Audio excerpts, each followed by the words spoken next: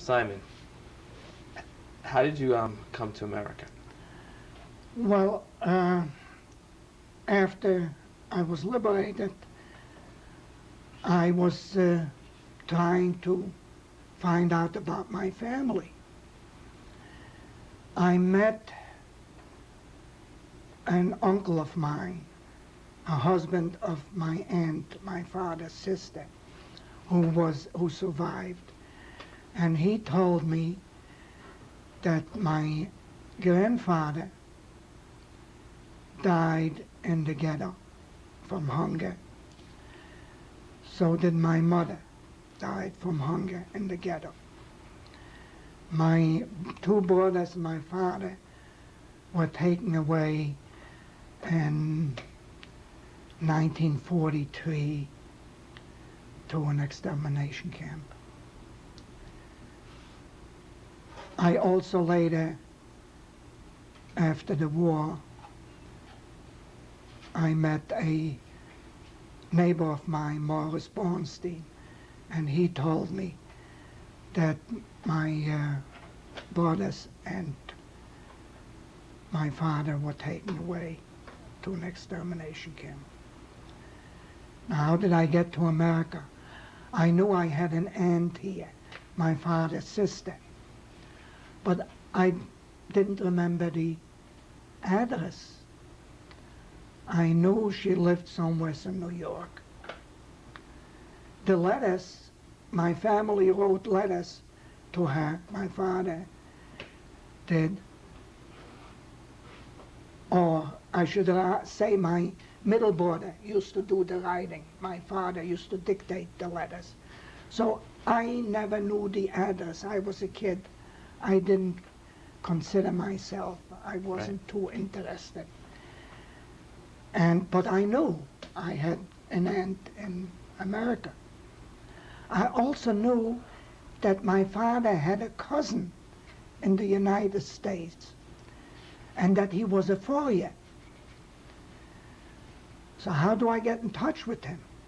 Where does he live? How do I go about? Now, I knew his name was Schwartz.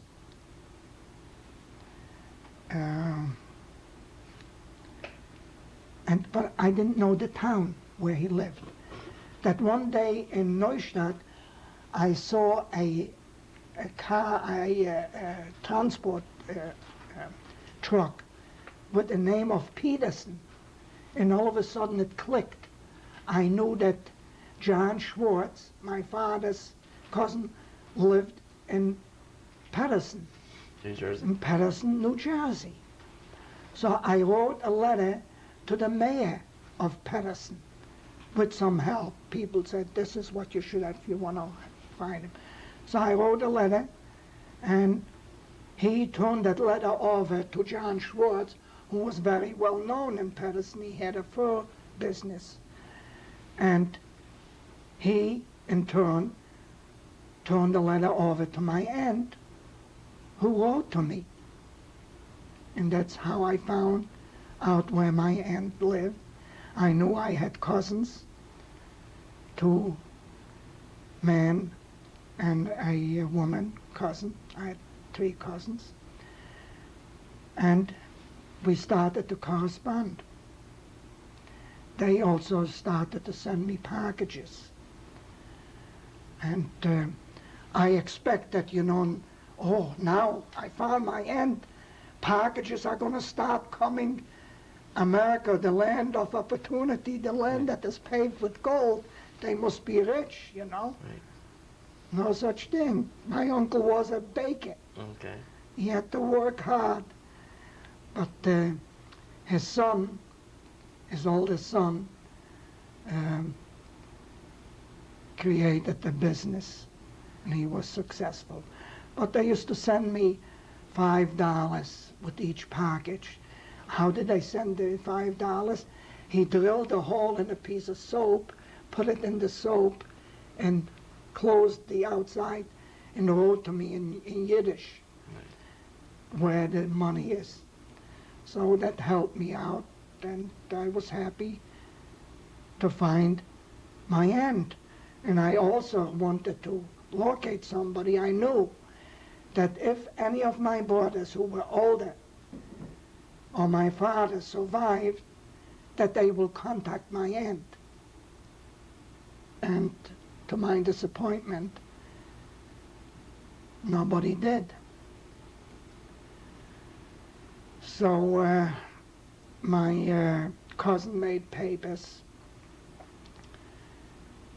He had to guarantee living arrangements and work that he has for me. Guaranteed that, and I came to the United States When did in October of 1949. And what did you do for a living? Well, I came also the 13th of October, and I started to work on the 18th of October. And what did you do? Well, I didn't speak the language, so first thing I did shipping. There were shipping packages from for the company that I worked for. How did it feel to arrive in America? Oh, it was great. It was great. When I came on, I was sick on the voyage over here, very seasick. But as we neared the harbor, the ship stabilized and the sickness, like you turn night into day, went away. We docked at one of the docks in New York Harbor, and I heard on the loudspeaker my name to report to me after a while, to report to the captain's cabin immediately. I said, what is this? I came into the captain's cabin, and I had seen pictures of my cousin. My cousin Harry Hirsch, he used to work for the Daily Mirror as a photographer, and he knew on which transport I was. So he went to the captain, he arranged for me to get off the ship within minutes. They didn't inspect anything, they just showed the papers. And I met my other cousin, and I met my aunt, and he took pictures. I was in the Daily Mirror the same day that I arrived in New York, and I was just, I was shocked to look at all those skyscrapers, the noise. It was a different world, and it was. Simon, let me ask you some questions about the Holocaust. How did you survive? How do you think, why do you think you survived? Well, I survived because I wanted to. I had a willpower to live. I wanted to live. Towards the end, I wanted to live for another reason. I wanted to see my family. I didn't know that they were dead. And I also wanted to tell somebody what I went through. But when I was liberated, it was very hard to talk to anybody after I found out I had no family, that they all perished. Do you have a family today? I have a family today, yes. Tell me who they are. I have my wife, Shirley, of 43 years, I believe. Okay. Yes, 43. I have a beautiful daughter, Gail, who's married, and I have a granddaughter from her. She's 10 years old, Michelle. I have a handsome son, David, who's married, who has a 14-month-old little boy. Now I have a grandson, which makes me very happy. It's the happiest time of my life now. It's to embrace my grandchildren. The joy is indescribable. When I get together with my grandchildren, I have a smile from ear to ear that stays with me during the duration that they're with me. So I'm very happy for that and thankful that I survived and life gave me that joy. If you could say one thing to your grandchild about the Holocaust, or what you want them to know, your grandchildren to know, what would that be? Well, of course my grandchildren are young. Even the 10-year-old, if I would start telling her, would be puzzled by all the stories. What I want them to know about the Holocaust, I want them to know that something like that happened. That there are human beings that are so sick in mind that they think in order for them to feel good, they have to degrade somebody else or murder other people to live or to feel good. That there are some sick people. But with the knowledge and the schooling that we are giving our children, hopefully that education will enlighten the human race and steer away from conflicts that are still going on, and to be a decent human being, to treat other people like you would want to be treated yourself. How do you feel about life today? Well, I'm still disappointed in the atrocities that are still going on in this world. And there's nothing I can do about it. Life is good if we as humans choose the right course. But many of us don't. And I say through education, and it's hard to say it. People say they want to protect their race, you know. But then we separate from one another. Each culture, each race has different beliefs, and one looks upon the other one as the enemy, as their beliefs are better. I'm still confused. I wish that the people that are trying to change that, and that are trying to establish understanding amongst different races and different cultures, that they succeed, and that we as a human race can finally live together in peace. Is there anything else you'd like to say before we end this? Well, what else? I hope that someday, somewhere by a miracle, one of my brothers survived, which I doubt. But that's, as long as you live, you don't give up hope. So it's a dream that I hold, hoping that it will come true. I hope it does too. Thank you. Thank you. Simon, who is this standing here next to you? This is my wife, Shirley, We are married 43 years, Almost. almost 42 and a half. 42 and a half. Sure, is there anything you'd like to say to Simon real quickly about him? Just that I love him. What else can I say? He's a great husband, great father, great grandfather. Just all around good guy.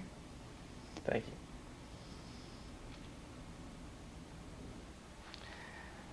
This is my grandfather, Menashe Lewenberg.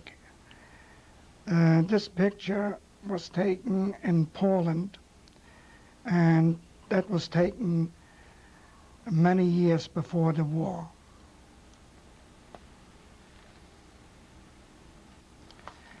This is my mother, Gelo Lewenberg. This picture was taken in Poland. The approximate time, I would say, in the late 1920s. This is my father, Yitzhak Lewenberg, with his sister, Laya Lewenberg.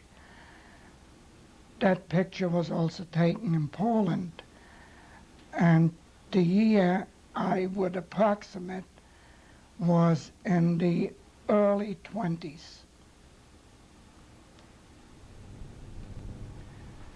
This is my brother, Moshe Lewenberg, with his wife, Frances. That picture was taken in Poland in the middle 1930s.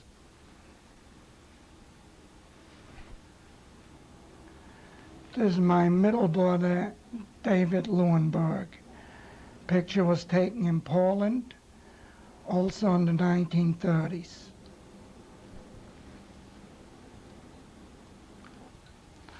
On the right side, the man on the right side is Morris Kwasniewski. He was a cook, and also in one of the camps, he was the camp commandant, the Jewish camp commandant. And that picture was taken in Germany, and the year 1945 or 46. The gentleman on the left, I do not know.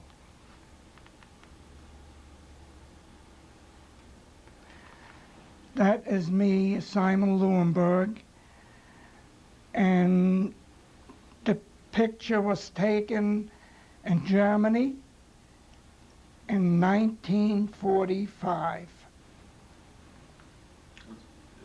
When was this picture taken? And after the war, after my liberation, in June or July of 1945.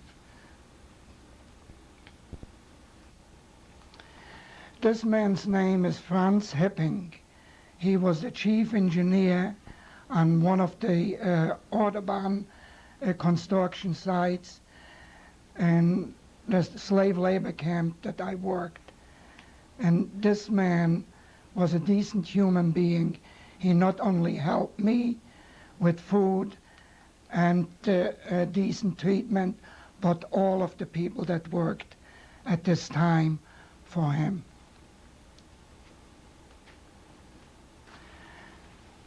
This picture shows my Aunt Fanny Hirsch is greeting me at dockside when I embarked from the ship General Taylor, or General Stewart, I'm sorry. That day was October 13, 1949. This is me, Simon Lewenberg, the day of my wedding, December 14, 1942, in New York with my new bride, Shirley. 1 second. Was it 1942? 1952. Did I say 42? 52. It's 1952. So I knew I was going to mess up the wedding date. This is my son, David Lewenberg, and his wife, Helen, with my 6-month-old grandson, Derek. And that picture was taken in the United States in Fort Lauderdale, and the date is 1994.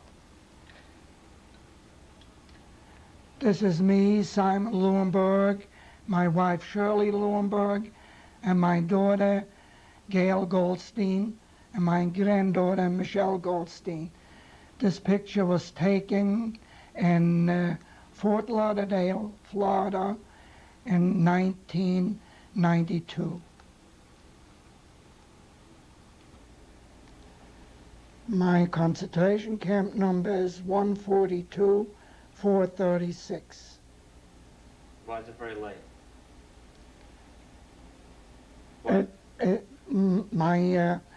The number came out light because the man that did the job obviously didn't put in enough ink in the pen. I was supposed to have it redone, but I didn't. And if they had caught me with the lightness of it and me not reporting it, I would have gotten a beating. But I got away with it somehow.